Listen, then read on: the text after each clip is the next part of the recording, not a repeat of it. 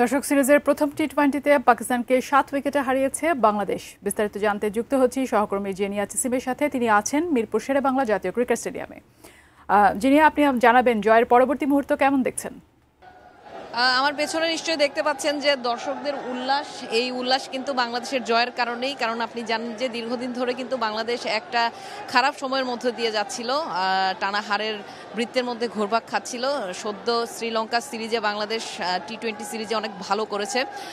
শ্রীলঙ্কার বিপক্ষে সিরিজ জয় করে আসার পর থেকেই কিন্তু বাংলাদেশ দারুণ একটা শেপে রয়েছে এবং শ্রীলঙ্কার বিপক্ষে যে সিরিজ জয় করেছে বাংলাদেশ, সেই আত্মবিশ্বাস নিয়েই কিন্তু আজকে মাঠে নেমেছিল এবং পাকিস্তানের বিপক্ষে সেটার প্রতিফলনই কিন্তু আজকে আমরা দেখতে পেয়েছি। পাকিস্তানকে রীতিমতো একদম উড়িয়ে দিয়েছে বাংলাদেশ। 7 উইকেটের জয়। এবং আমরা যদি বলি, প্রথমে টস জিতে বাংলাদেশ বোলিংয়ের যে সিদ্ধান্ত নিয়েছে সেটা একদম সঠিক প্রমাণ করতে বোলাররা কিন্তু খুব একটা বেশি সময় নেয়নি এবং পাকিস্তানি ব্যাটারদেরকে কিন্তু তারা দাঁড়াতেই দেয়নি।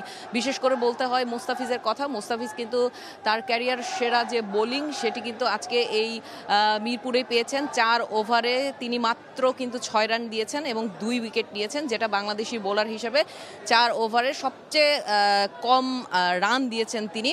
এবং বাংলাদেশি বোলার হিসেবে তিনি কিন্তু এই রেকর্ডটা গড়েছেন এই মিরপুরের মাঠে। এবং তাসকিনের কথা বলতে হয়, তাসকিনও দুর্দান্ত বোলিং করেছেন। তিনি সর্বোচ্চ 3 উইকেট নিয়েছেন।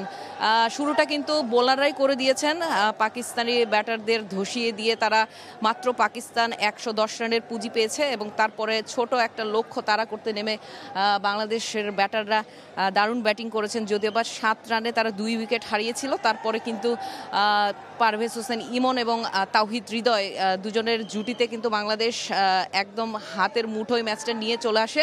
এবং পারভেজ হোসেন ইমনের কথা বলতে হয়, তিনি কিন্তু দারুণ ব্যাটিং করেছেন এবং শেষ পর্যন্ত দলকে জিতিয়েই তিনি মাঠ ছেড়েছেন এবং সেই উল্লাসটাই কিন্তু দর্শকরা এখনও করছে।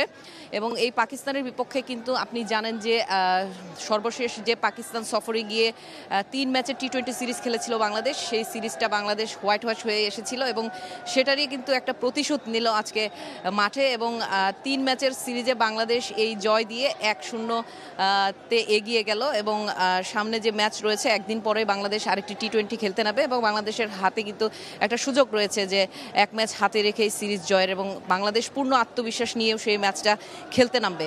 সুতরাং এখন মিরপুরে যে আবহ সেটা হচ্ছে দর্শকরা উল্লাস আনন্দ নিয়েই কিন্তু তারা মাঠ ছাড়ছে এবং পরের ম্যাচের জন্য তারা খুব আশাবাদী। তো এই ছিল আমার কাছে মিরপুর থেকে সর্বশেষ খবর।